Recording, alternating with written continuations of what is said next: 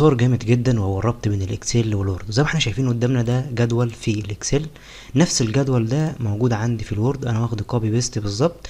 فلو جينا لاحظنا كده في الاكسل وكتبنا هنا مثلا الرصيد زي ما احنا شايفين قدامنا، وجينا في اللي في الجدول اللي في الوورد، هنلاحظ الكلمه اتكتبت تلقائي.